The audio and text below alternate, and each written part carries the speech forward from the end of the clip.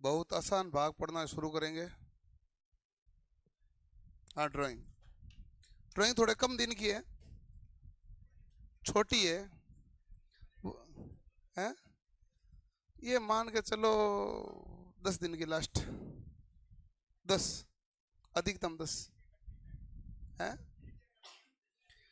नहीं, एक एक दो दो मिला के है, टोटल दिन है 10 घंटे, ऐसे फिक्स नहीं है। हैं? हाँ, चलो भाई, आज हम पढ़ना शुरू करते हैं ड्राइंग। आपने जितने भी लोको पायलट में सब्जेक्ट पढ़ते हो, उन सब में सबसे आसान सब्जेक्ट जो है वो है ड्राइंग। सबसे आसान सब्जेक्ट होते हैं, उसके सबसे बड़े खतरे भी होते हैं, क्योंकि सबसे आसान सब्जेक्ट होते हैं उसमें कभी पूरे नंबर नहीं आते हैं।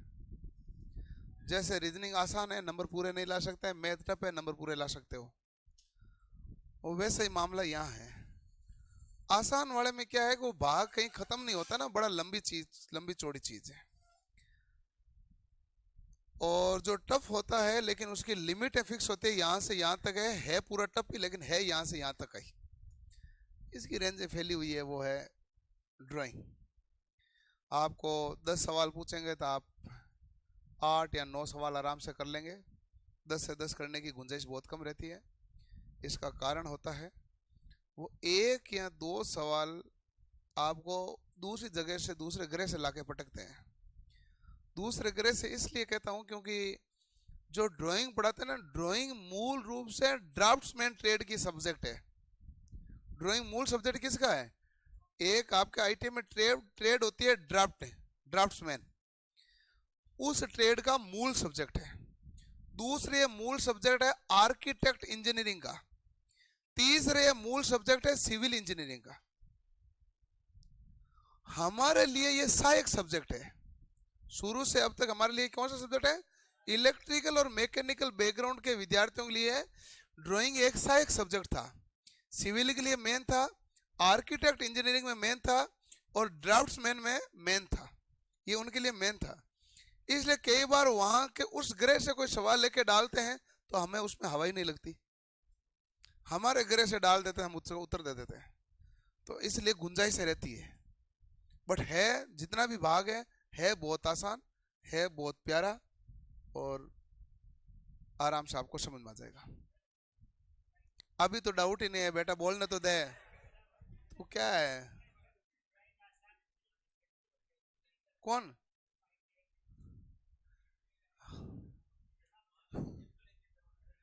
आईटीआई में फेल इसलिए होते हो क्योंकि वहां तुम्हें लाइन सीधी खींचने नहीं आती। पढ़ने का लेन देन नहीं है वहां, तुम्हें पढ़ के बता भी दें तो तुम्हें कोण और लाइन खींचने से ढंग से आ नहीं रही है, और यहाँ लाइन खींचनी पड़ नहीं रही है। फेल होने का कारण तो शीट पे ड्राइंग बन नहीं रही है, और यहाँ ड्राइंग बनाने का कोई लेना देना है नहीं कि ड्राइंग बनी बनाई रहेगी। वो कहेगा ये साइड व्यू बनाए, मैंने सही बनाया कि नहीं बनाया।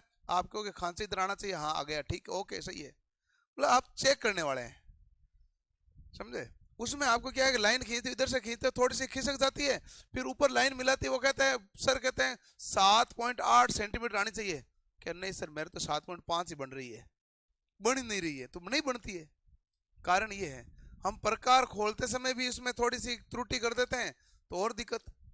और वो आपका प्रकार टाइट नहीं है तो गोल घेरा बनाते बनाते लास्ट में आता है तो वापस है ना उस जगह पर नहीं आता ऐसा ना। तो यहाँ पर आपने रख के शुरू किया, वापस बनाते बनाते आओगे तो इसके ऊपर आपके इधर किधर चला गया है।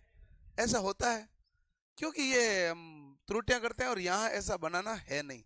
इसलिए एक तो खतरा है नहीं, खतरे से आप फ्री हैं।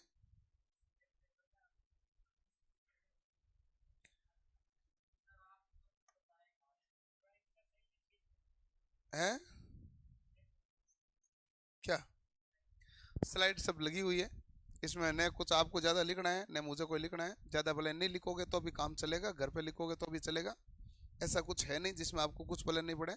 ऐसा है कि आपको सब कुछ पल्ले पड़ेगा, क्योंकि मैंने आपको एक लाइन बोली ना, सबसे आसान है, तो सबसे आसान की खास बात यही होती है, पल्ले सब कुछ पड़ता है। लिखने में थोड़ा जोर आता है। ऐसा ही होता है जैसे इलेक्ट्रीशियन वाले पढ़ते हैं, उनको मैं मॉड्यूल सेकंड पढ़ाता हूँ, है बहुत आसान, लेकिन लगातार 2 घंटे पढ़ने लायक चीज नहीं है और लिखने लायक भी चीज नहीं, 2 बार सुनी तो भी याद है, वो वैसा बड़ा मामला है। चलो इंजीनियरिंग ड्राइंग का सबसे पहले देख लेते हैं सिलेबस क्या है। ये आपके इंजीनियरिंग ड्राइंग का सिलेबस होता है, जिसमें एक प्रोजेक्शन है, ये सबसे लास्ट में पढ़ते हैं, प्रोजेक्शन एंड व्यू, एक ड्राइंग इंस्ट्रूमेंट्स है, एक लाइन है, एक ज्योमेट्री फिगर है, एक सिंबल रिप्रेजेंटेशन है। सबसे पहले हम पढ़ेंगे ड्राइंग के इंस्ट्रूमेंट्स, ठीक है। लाइंस के अंदर हम पढ़ेंगे एक अक्षरांकन, एक विमाकन। अक्षरांकन और विमाकन सिलेबस के अंदर नाम लिखा हुआ नहीं है, सिलेबस में जो नाम लिखा वो यही था। पिछली बार विमाकन का एक आध सवाल पूछा था, अक्षरांकन को उन्होंने सवाल पूछा ही नहीं था, लेकिन फिर भी जब हम लाइन पढ़ते हैं तो हमें अक्षरांकन और विमाकन पढ़ना चाहिए। सिलेबस में नहीं लिखा हुआ है, पिछली बार पूछा भी नहीं है, फिर भी हम अक्षरांकन और विमाकन पढ़ते हैं, क्योंकि उसके बिना लाइन का महत्व भी क्लियर नहीं होता है, इसलिए हम अक्षरांकन विमाकन को भी पढ़ते हैं, और जो सिलेबस के अंदर नाम नहीं लिखा हुआ है बट पढ़ना पड़ता है। सबसे पहले हम पढ़ेंगे ड्राइंग के इंस्ट्रूमेंट्स के बारे में। इंस्ट्रूमेंट्स मतलब उपकरण। ड्राइंग के लिए क्या उपकरण चाहिए? पेंसिल चाहिए, रबड़ चाहिए, स्केल चाहिए, इरेजिंग शील्ड चाहिए, और शीट चाहिए, आपको ड्राइंग टेबल चाहिए, टी स्क्वायर चाहिए, ड्राफ्टर चाहिए, और आपको सेट स्क्वायर चाहिए। जितने भी प्रकार के चाहिए उन सभी इंस्ट्रूमेंट के बारे में देखेंगे, ताकि वो हमसे पूछेगा कि बताओ सेट स्क्वायर कितने डिग्री कोण के होते हैं, तो हम कहेंगे भाई 30, 60, 90 या 45, 45, 90, 2 ही प्रकार के होते हैं, तो ये हमें बताना है। सवाल का उत्तर तो यही है। सवाल पूछेगा जो ड्राइंग शीट है उसकी लंबाई और चौड़ाई का अनुपात क्या है, तो हम कहेंगे लंबाई चौड़ाई से √2 गुना बड़ी होती है। वो कहेगा A4 शीट का, A3 शीट का माप, हमने कहा वो भी बता देंगे। टी स्क्वायर का माप क्या, T0 का माप क्या, T1 का माप क्या, T2 का माप क्या, T3 का माप क्या, वो भी माप हमें बताने हैं, इसलिए इसको आराम से समझो, ठीक है। सबसे पहले है ड्राइंग उपकरण एवं सहायक युक्तियां। इसमें हम देखेंगे इंजीनियरिंग ड्राइंग का परिचय क्या है, ड्राइंग में कौन से उपकरण आप काम में लेते हैं, स्केल यानी पैमाना कौन सा है, और स्केल के प्रकार कौन से हैं। ड्राइंग का परिचय तो यानी कि हम जानेंगे कि ड्राइंग किसे कहते हैं। ड्राइंग एक प्रकार की भाषा है, जैसे आपने हिंदी में लिखा तो हिंदी एक भाषा है, आपने लिख कर दिया, मैंने उसको दिया, उसने पढ़ लिया, ये लिखा हुआ है। इंग्लिश लिख के आपने दी, मैंने उनको दी, उन्होंने इंग्लिश पढ़ ली। तो मैं जब ड्राइंग बना के उसको दूंगा तो वो देख के बता दे अच्छा इसका मतलब ये है, तो इसका मतलब ये भाषा ही तो ही है, तभी तो यहां से सूचना वहां तक गई, तो कोई भाषा ही तो थी। जब हिंदी में कुछ लिख के देते हो वो समझ जाते हैं, इंग्लिश लिख के समझ जाते हैं। मैंने ड्राइंग शीट पे कोई ड्राइंग बना के दी, वो समझ गए कि भाई इसका मतलब है कि मकान का गेट इधर छोड़ना है, इसका मतलब है इधर खिड़की रखनी है, समझ गए कि नहीं समझ गए। तो ड्राइंग भी एक क्या है, भाषा है, लेकिन भाषा रेखाओं की भाषा है, रेखाओं के द्वारा मिलकर बनती है। पतली लाइन का अलग अर्थ है, मोटी लाइन का अलग अर्थ है, सिंबल का अलग अर्थ है। तो रेखाओं के द्वारा, रूढ़िवादी तरीकों के द्वारा उन सब चीजों को मिलाकर एक भाषा का निर्माण होता है, जो कि इंजीनियरिंग ड्राइंग कहलाती है। ये यूनिवर्सल भाषा है, इसमें देश सीमा का कोई बाध्यता नहीं है, यूनिवर्सल लैंग्वेज है। यूनिवर्सल ऐसे कि आप फ्रांस से नक्शा बना के लाओगे तो हिंदुस्तान में पढ़ सकते हो आप, ऐसा नहीं उसमें फ्रेंच लिखी हुई है। लेकिन फ्रांस से किसी आदमी से कुछ लिखवा के लोग फ्रेंच में लिखेगा, इंग्लिश में यहाँ क्या पढ़ेंगे, हिंदी में क्या पढ़ेंगे, नहीं पढ़ पाएंगे। लेकिन वो यदि फ्रांस वाला भी ड्राइंग बनाएगा तो ये इंग्लिश में पढ़ सकते हैं, हिंदी में पढ़ सकते हैं, अमेरिका वाला में पढ़ सकते हैं, किसी में पढ़ो ना, क्या दिक्कत है कि नहीं। जर्मन पढ़ो, जापानी में पढ़ो। तो इसका मतलब जो किसी भी भाषाओं में पढ़ा जा सके उसे तो यूनिवर्सल कहते हैं, सार्वभौमिक। तो ड्राइंग एक सार्वभौमिक भाषा है। ड्राइंग एक कौन सी है, सार्वभौमिक भाषा है। सार्वभौमिक भाषा जिसके लिए कोई अन्य बाध्यता नहीं है। लेकिन कोई भी भाषा होती है वो वर्णमाला से बनती है। हिंदी भी अपनी वर्णमाला से बनी है, के गढ़े से, और इंग्लिश भी अपने अल्फाबेट से बनी है, ABCD से। तो ड्राइंग की भी तो भाषा है, तो ड्राइंग की भी कोई वर्णमाला होगी। क्या होती है वर्णमाला, उसमें वर्णमाला में आती है लाइन्स, वो कहते हैं लाइन, मोटी लाइन उसका अर्थ ये है, पतली लाइन का अर्थ ये है, डैश डैश लाइन का अर्थ ये है, चेन लाइन का अर्थ ये है, खंडित चेन लाइन का अर्थ ये है, और यदि मुक्त हस्त रेखा का अर्थ ये है, जिग जैग रेखा का अर्थ ये है, और आपके चेन लाइन है लेकिन दोनों सिरों पर आपके मोटी लाइन है तो उसका अर्थ ये है। हर चीज का अर्थ बताया कि नहीं बताया? तो ये वो एक प्रकार की कौन सी है भाषा जो किसके द्वारा मिलकर बनी है? रेखाओं के द्वारा। हमारे पास इंग्लिश है किसके द्वारा मिलकर बनी है? अल्फाबेट्स के द्वारा। हिंदी किसके द्वारा? वर्णमाला के द्वारा। तो जो ड्राइंग भाषा है किसके द्वारा मिलकर बनी है? रेखाओं के द्वारा। और भाषाओं को सीखने के लिए सबसे जरूरी क्या होती है? वर्णमाला का पता होना। बिना वर्णमाला भाषा सीख पाओगे क्या? तो वर्णमाला पता। और सबसे टफ चीज होती है वो है वर्णमाला। आप यदि कोई सी भी मान लो जापानी सीखना चाहते हो तो पहले आपको क्या सीखनी पड़ेगी? वर्णमाला। उसके बाद जापानी सीखना शुरू करोगे। जब तक वर्णमाला नहीं होगी तो आप जापानी सीखोगे क्या? नहीं। अच्छा, वर्णमाला सीखना आसान काम नहीं है, टिपिकल काम है। आपको पता होगा ना, आपने पहले के है ना ऐसे लिखा तो बड़ा जोर आया था। पहले आपका हाथ पकड़ के लिखवाया गया था, फिर उन्होंने लिख के दिया, ऊपर ऊपर से ऐसे घुमाते गए, कई दिन ऐसे घुमाए, फिर आपको कहा कि आप खुद ही घुमाओ इसके ऊपर, फिर आपको ये कहा कि काट के कहा कि भाई अब लिख के, तब आपने के लिखा होगा। तो उसको सीखने में टाइम लगा। अच्छा, आपको लगता होगा कि आप जब छोटे थे इसलिए आपको टाइम लगा, बड़े होते तो आप जल्दी सीख ही जाते, है ना? लेकिन आप में से भोजनों की मम्मी अनपढ़ होगी, आप मम्मी को सिखा के देना, टाइम उतना ही लगेगा। वर्णमाला सीखने में टाइम लगता है। आपको लगता है अब के गड़े में है क्या? के है ना, के ही तो है। मम्मी को सिखाना, आप सिखा दोगे और 5 दिन बाद पूछोगे तो वो ऐसे करेंगे के। ट्राई कर लो भाई। आप में से कई हो कि भाई मेरी मम्मी जैसे अनपढ़ है, तो आप में से कई हो कि मम्मी अनपढ़ होगी, तो आप पता कर सकते हैं। तो ऐसा मतलब इसका मतलब ये है, तात्पर्य है कि आपको वर्णमाला सीखने में वक्त लगता है। ट्राई कर लो जापानी वाली सीख के भी, आप तो बड़े भी हो गए हो, लेकिन वर्णमाला सीखने में क्या लगता है? टाइम। इसीलिए यह लाइंस को सीखने में टाइम लगेगा। बाकी ड्राइंग हम आराम से अच्छे से सीख लेंगे, लेकिन सबसे महत्व किसका है? लाइन का। कौन सी लाइन 4H से खींचे, कौन सी लाइन H पेंसिल से खींचे, कौन सी HB से खींचे, कौन सी 2H से खींचे, ये महत्व बहुत जरूरी है। और इसी के द्वारा तो ड्राइंग बनेगी। ड्राइंग में जो पेंसिल काम ले तो टोटल 18 प्रकार की है, जिसमें आप सामान्यतः 5 से 6 पेंसिलें काम में लेते हैं। 4H, 3H, 2H, H और HB, ये आप नॉर्मली काम में लेते हैं। 5 तो normally 4H, 3H, 2H, H और HB, लेकिन पेंसिल होती है 9H, 8H, 7H और बी में भी 2B, 3B, 7B तक टोटल 18 पेंसिल हैं। हम नॉर्मली 5 ज्यादा काम लेते हैं। बाकी ये पेंसिलें ये निर्धारित करती है कि कौन सी पेंसिल से कौन सी लाइन खींची जाएगी, और जिस पेंसिल से खींचेगी उसका अर्थ अलग अलग निकलेगा।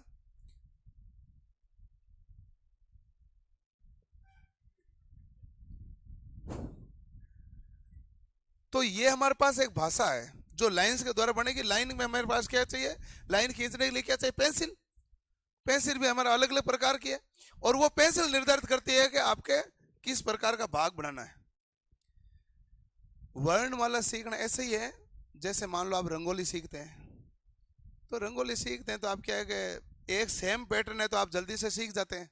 जैसे गांव में क्या है कि जनरली रंगोली बनाते हैं तो क्या बनाते हैं? ऐसे बना देते हैं।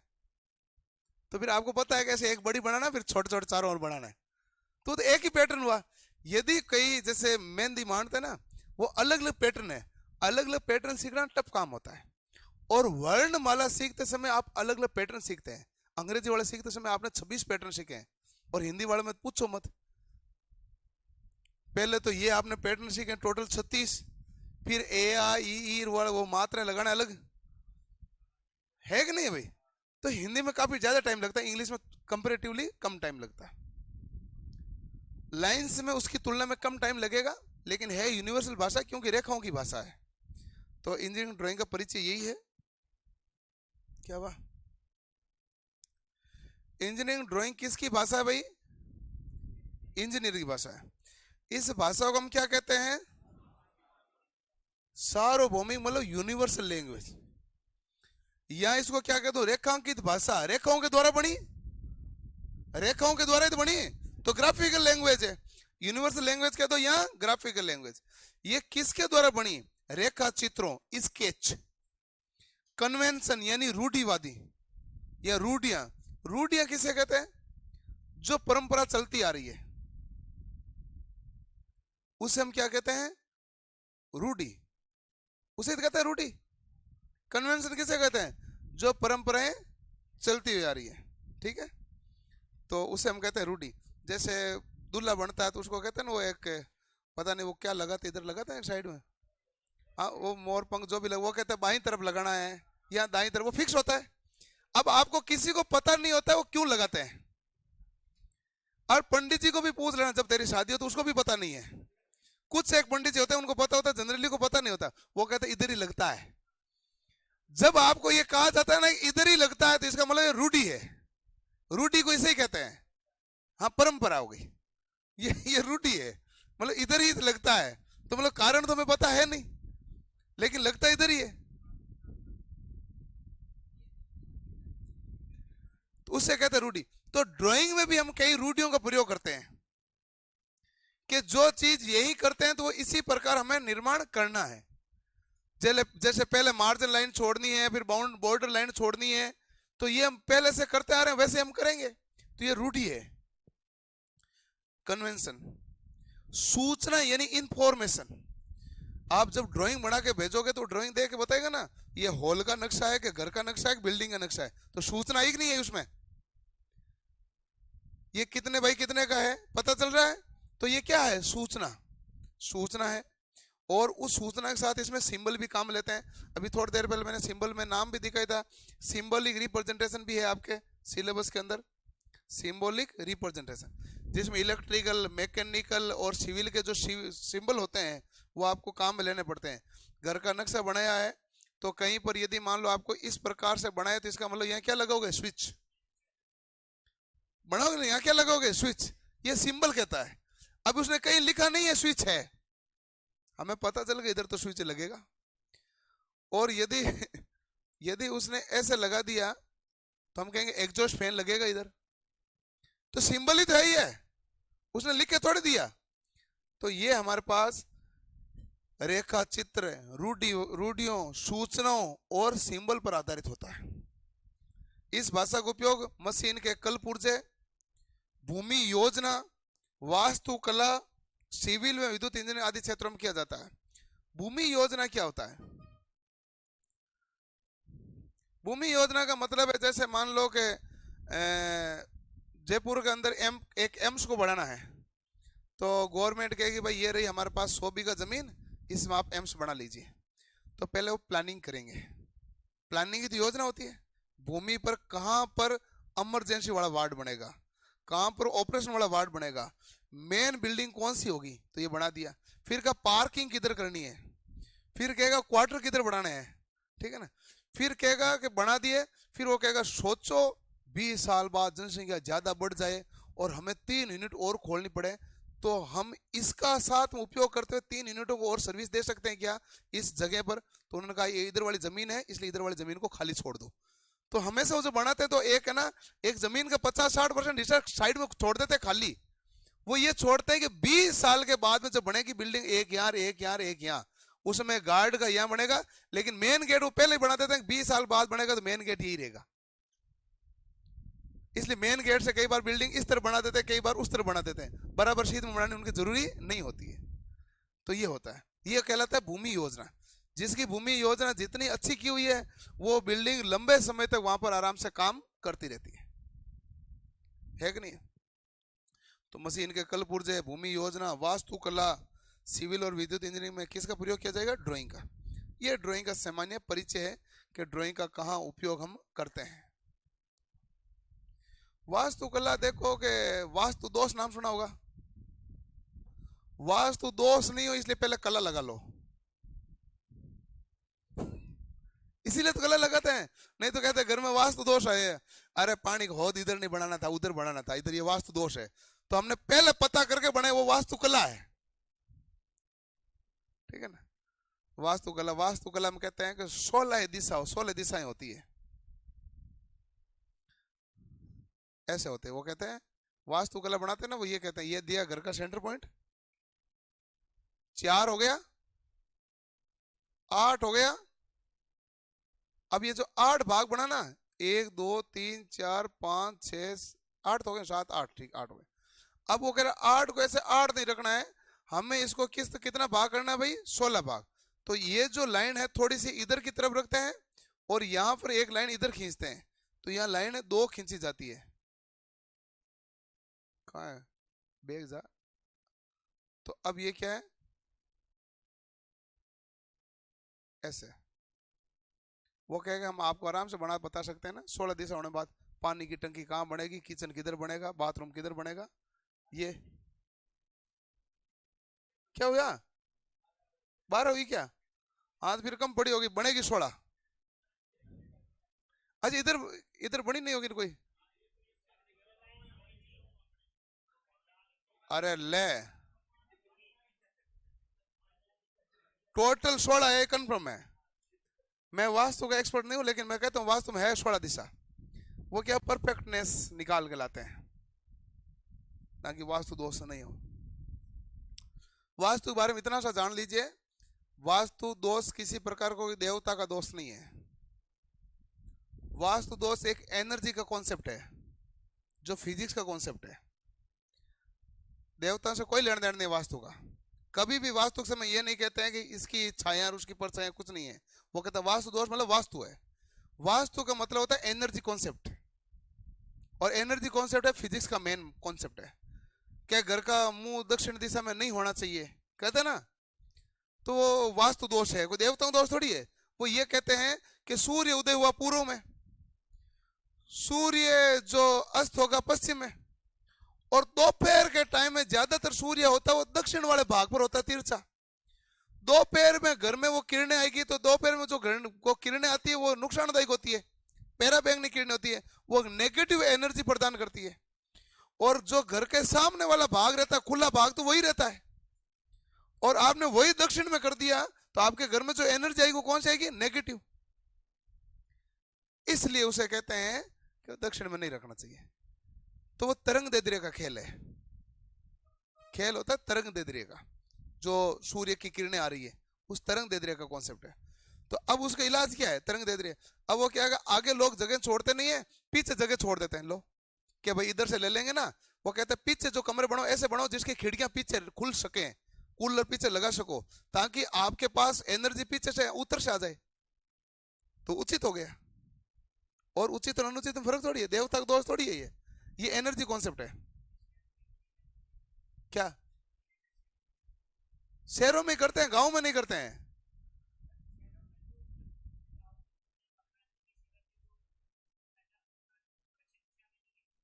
क्यों? हाँ ज्यादातर नहीं होता है।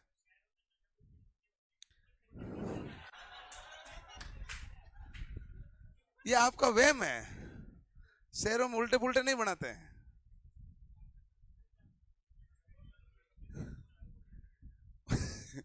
वास्तु वाले मेन देखते शहरों में।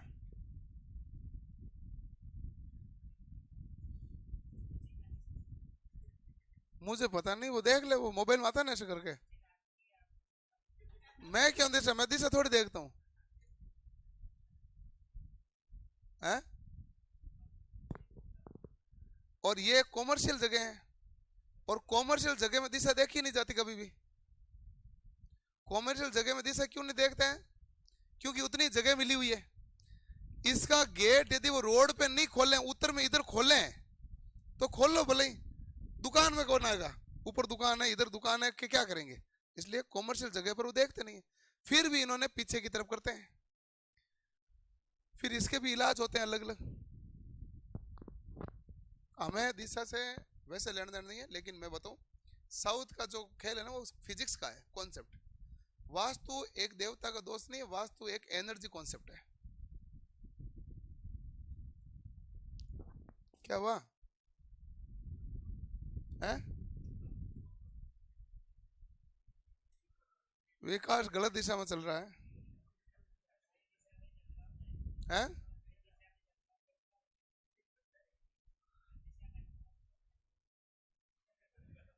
यूं है क्या?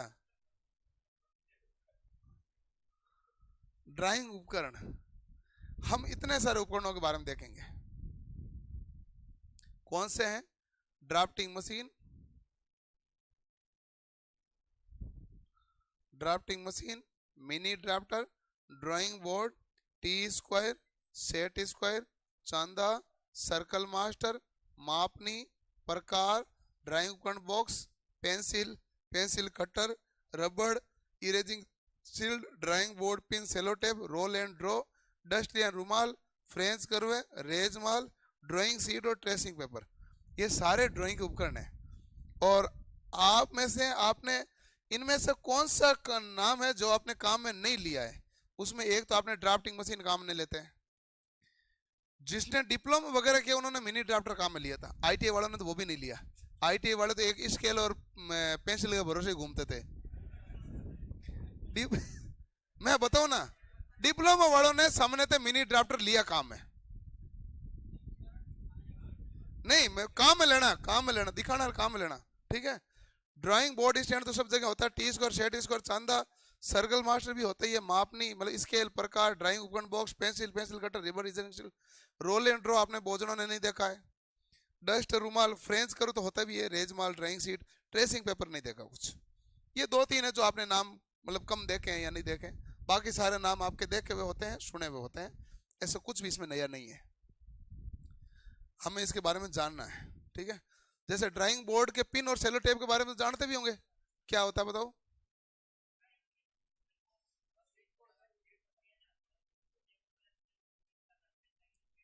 हाँ, तो पिन लगा देते हैं चारों कोनों पे।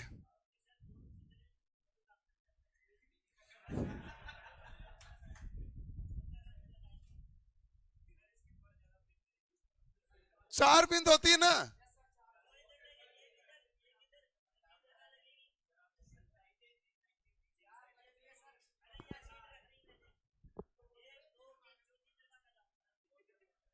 किधर लगाने तो रहे, कहाँ लगाता है? एक इधर लगी, इधर, यहाँ नहीं, यहाँ लगती है। हाँ, एक यहाँ पे, एक यहाँ पे, एक ये कोना क्या है? तेरे लड़ाई हो रखी है उसे। चार लगती है और कोनों पे लगती है? बीच में कैसे बीच में लगेगा, कोना उड़ेगा नहीं, अवश्य है। इधर वाला कोना का क्या करते थे?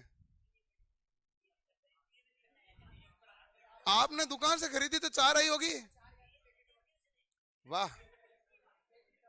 अब अब देखो, ये तो है, ये तो पिन का मामला कि सीट ड्राइंग बोर्ड के बराबर है, तो ड्राइंग बोर्ड इतना बड़ा है और आपके पास सीट है वो इतनी है, अब बताओ पिन लगाओगे क्या? लगेगी ही नहीं, लगा लो। तो फिर आपके पास दो ऑप्शन है, एक तो होता है वो पिन, जो एक पिन चुबाने वाली होती है छोटी, वो छोटी वाली पिन चुबा दो चार बिंदुओं पर, तो एक जगह स्थिर हो गया और वो काम हो गया। लेकिन इसको हम नेग्लेक्ट करते हैं। क्यों करते हैं? एक तो जहां जहां ये छेद करेंगे वो खुरदरा भाग हो जाएगा, कल को वापस ड्राइंग बनानी है तो वहां से लाइन खींचेंगे तो खड्डा पड़ेगा, इसलिए एकदम इसलिए नेग्लेक्ट करते हैं।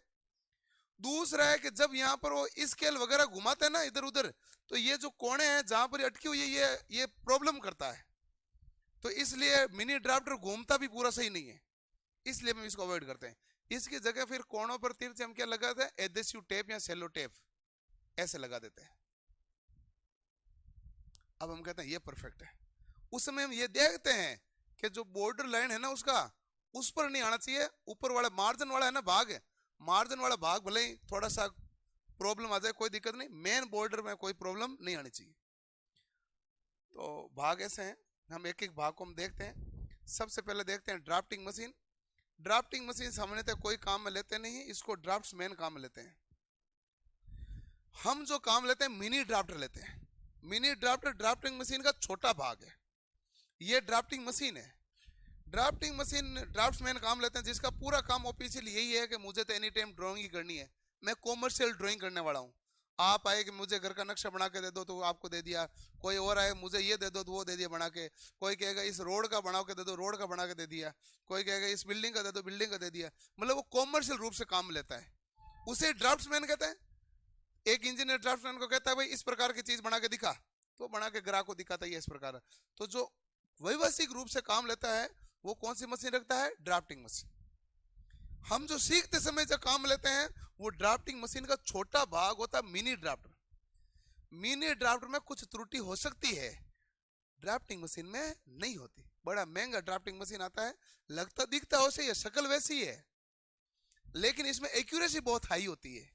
क्योंकि इसको बनाने के बाद में आप ऑफिशियली काम करेंगे। बिल्डिंग का नक्शा बनाए तो बिल्डिंग बनाएंगे, आपने पता करा कोई गड़बड़ बना दी, नीचे से तो दीवार है 60 फुट चौड़ी, ऊपर जाते जाते हो गई 45,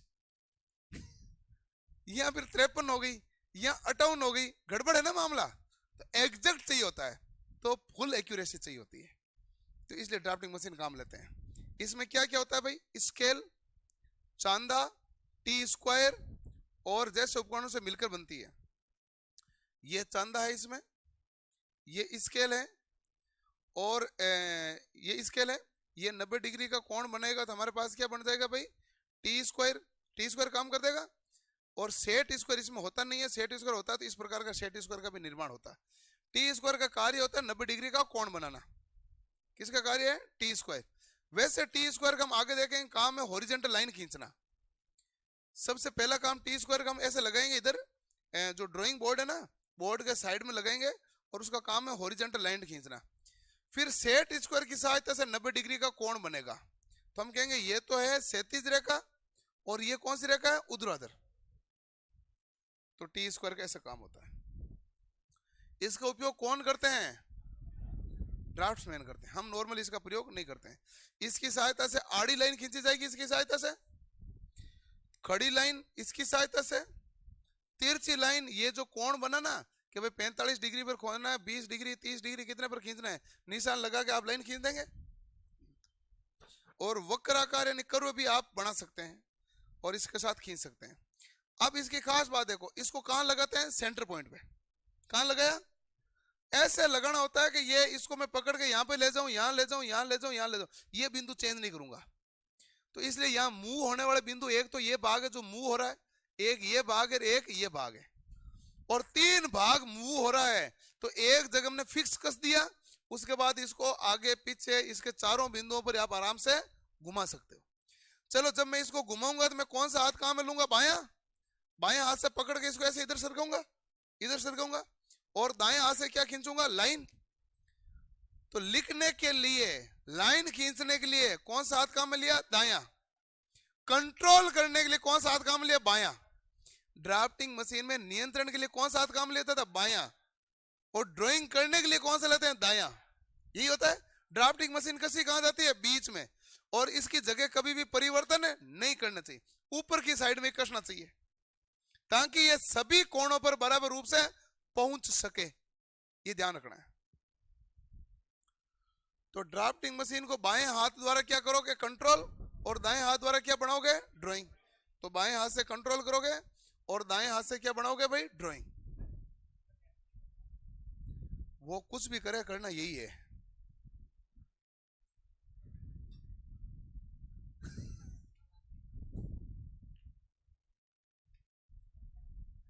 प्रॉब्लम होगी तो क्या होगी? क्योंकि इस ड्राइंग बोर्ड में टी स्क्वायर कसा जाएगा ना, वो बाईं तरफ कसा जाएगा। एबोनी होगी वो बाईं तरफ होगी। आगे हम ड्राइंग बोर्ड पढ़ेंगे, ड्राइंग बोर्ड में एबोनी बाईं तरफ ही होगी। लेफ्ट हो राइट हो हमें कोई लेना देना नहीं है, एबोनी कहां होगी? बाईं तरफ होगी। तो टी स्क्वायर इधर लगेगा, तो कंट्रोल तो इसी हाथ से करना पड़ेगा, इस हाथ से ड्राइंग करनी पड़ेगी। तू लेफ्ट है क्या? तो तेरे से ख्याल कैसे आते हैं?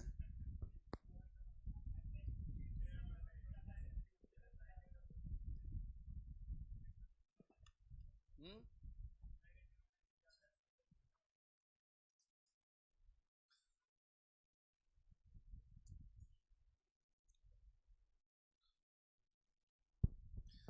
हाँ, ये ले लिया। मशीन को कंट्रोल यूनिट कहाँ लगी रहती है? बीच में। मशीन को बार बार सेट करने की आवश्यकता नहीं होती, एक बार इसको फिक्स किया जाता है, इसको बार बार कभी भी सेट नहीं करते हैं। ड्राफ्टिंग मशीन द्वारा कम समय में ड्राइंग तैयार हो जाती है, अतः इस मशीन का उपयोग व्यावसायिक ड्राइंग बनाने में किया जाता है। बताओ कोई कंफ्यूजन है क्या इसमें? कोई चांस ही नहीं, कोई कंफ्यूजन है ही नहीं। ड्राफ्टिंग मशीन तो यही है, जिसको कौन काम लेगा? ड्राफ्ट्समैन काम लेगा। और अब हम देखते हैं मिनी ड्राफ्टर के बारे में। ये डिप्लोमा वाले बीटेक वाले इसको काम लेते हैं। वो क्या है कि नए नए जब डिप्लोमा और बीटेक में एडमिशन लेते हैं ना, तो ये लेके आना पड़ता है, एक मिनी ड्राफ्टर लाना पड़ता है, एक लाना पड़ता है ड्राइंग का फोल्डर। पर एक तरफ तो हम फोल्डर लटकाते हैं, एक तरफ लटकाते हैं इसको, फिर हमें ऐसा लगता है, फीलिंग आती है हम चिड़ी मारने तो जा ही रहे हैं। वो बंदूक से दिखती है ऊपर से। हाँ, एक बार तो ऐसा लगता है कि हाँ ठीक है, हाँ वो शौक शौक में टांग दे, एक आध महीने का मामला है। हाँ। क्या? नहीं नहीं नहीं, चित्र कुछ नहीं बनाना। अच्छा, ड्राफ्टिंग मशीन में आपने नहीं बनाओ तो आपको याद नहीं हुआ? याद हो ही गया। अब आप वापस देखोगे तो याद ही है, उसमें भूलने वाली चीज है ही नहीं। आप लिखते हो तो बहुत बढ़िया बात है, थ्योरी लिख लो, एक बार लिखोगे तो जिंदगी में कभी भूलोगे नहीं। हाँ, और इसको बनाने की कोई आवश्यकता नहीं, बना के भले टाइम खोटी करना है, बाकी ऐसा कुछ है नहीं। मिनी ड्राफ्टर क्या है? ड्राफ्टिंग मशीन की फोटोकॉपी। ड्राफ्टिंग मशीन को तो बोर्ड के साथ हमेशा परमानेंट कैसे ही रहता है। मिनी ड्राफ्टर हम लेके खुद जाते हैं, हम कहते हैं अच्छा कौन सी टेबल पे जाना, इस टेबल नंबर, हम अपनी टेबल पे जाके कसते हैं, वो मिनी ड्राफ्टर है। इसमें छोटी मोटी त्रुटि हो सकती है, हम सीख रहे हैं। सीखने वाला आदमी, स्टूडेंट्स, यहाँ ट्रेनिंग करने वाला क्या काम लेगा? Mini drafter. एक्सपर्ट बनेगा तो क्या काम लेगा? Drafting machine. तो ड्राफ्टिंग मशीन महंगी होती है क्योंकि एक्यूरेसी बहुत हाई होती है, और आपको एक्यूरेसी बहुत हाई चाहिए होती है। इस डेंट के टाइम इतनी एक्यूरेसी नहीं चाहिए होती, ठीक है। बाकी ये ड्राफ्टिंग मशीन का कौन सा रूप है? लघु रूप, छोटा रूप है, ठीक है। मिनी ड्राफ्टर में scale, T square, set square तो नहीं होता है, तथा प्रोटेक्टर से मिलकर बना होता है। प्रोटेक्टर मतलब चांदा, चांदा इसमें लगा रहता है। ये जो है ना, ये यहाँ पर कोण रहता है, चांदे का कोण लिखा जाता है। मिनी ड्राफ्टर में दो भुजा होती है जो परस्पर कितने डिग्री पर है? 90 डिग्री। इसकी सहायता से आडी लाइन, खड़ी लाइन, तिरछी लाइन और समांतर लाइन खींची जाती है। और मिनी ड्राफ्टर की भुजा में प्रोटेक्टर होता है वो 0 से 360 डिग्री। ड्राफ्टिंग मशीन में भी कितना होता है? 0 से 360 डिग्री, तो वो मिनी ड्राफ्टिंग है। इसको नहीं दे, इसको देखो केवल भाई। अब तो ड्राफ्टिंग मशीन और मिनी ड्राफ्टर में कोई दिक्कत है? नहीं दिक्कत है। सर जी क्वेश्चन कितने आएंगे और किस टाइप के आएंगे? सबसे पहले आते ही मैंने यही बताया है, टाइप आप कितनी माथापोड़ी करोगे 10 में 10 नहीं कर पाओगे, क्योंकि ये ड्राइंग है। ड्राइंग में टफ कुछ नहीं है सब कुछ आसान, लेकिन मूल रूप से हमारा नहीं है ये, हमारा सहायक रूप से है। यदि उन्होंने सवाल ड्राफ्ट मैन वाले पेपर से उठा के कोई फेंका तो हिल जाओगे कि भाई ये तो नया सवाल आ गया। ऐसा आएगा कि नहीं आएगा? आर्किटेक्ट वाले से आएगा तो ऐसा नया सवाल आ सकता है, वो कभी भी आ सकते हैं। इसलिए आपको जितने भी दिए जाते हैं उसमें से आप 10 में से 8 या 9 कर पाते हो। 4 सवाल देते हैं तो 3 कर लेते हो, कभी कभार 4 कर लेते हो। एक आध सवाल की भाषा ही ऐसी लिखी जाती है, और जो आपको लगता है कि आपको इससे कोई लेना देना है नहीं, बट सवाल रहता है वो, और आपकी किताब में कोई नहीं है। जितना भी मैं पढ़ूंगा उसके बाद निमी का कोई भी सवाल, निमी की कोई भी थ्योरी का सवाल, बुक का सवाल, न्यूमेरिकल सवाल, मतलब ऑब्जेक्टिव सवाल और थ्योरी सवाल, कोई भी कलन सारे हो जाएंगे। परीक्षा में पूछे हुए वो भी हो जाएंगे। बट मैं फिर भी कहता हूं 1-2 सवाल आएगा, ऊपर से फेंके जाएंगे, इसलिए इसमें कभी कॉन्फिडेंस पूरा कभी नहीं आएगा। ये सभी के बराबर नंबर आते हैं, बीटेक वालों के बराबर आते हैं, आईटीआई वालों के बराबर आते हैं। अंतर जो है वर्कशॉप कैलकुलेशन का है। वर्कशॉप कैलकुलेशन में आपको दावे के साथ कहता हूं कि सारा का सारा वो पूछा जाएगा जो आपको पढ़ाया गया है। अब आप कितना कर पाओगे उस पर डिपेंड करता है। ड्राइंग में सारा का सारा कभी मेरा पढ़ाया नहीं पूछा जाएगा, 1-2 सवाल बाहर से फेंके जाएंगे, क्योंकि मूल रूप से हमारा नहीं है। इसलिए हम इस मूल गहराई में हम पहुंच नहीं पाएंगे कभी, ड्राफ्टमैन का मूल रूप से है। तो हम इतना सा देखा आज, कल हम देखेंगे सारे उपकरणों के बारे में। कल सुबह 8 बजे क्लास है मेरी। हाँ शायद तक मैं 8 बजे ही लूंगा ना कल। कल देखना।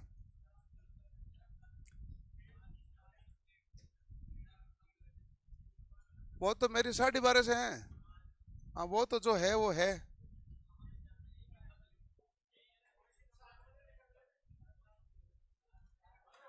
कितने में? 6 नंबर में क्या? 6 नंबर में होगी 12:30। अभी क्लास चल रही, कहीं नहीं जाना है उधर, किसी की भी चल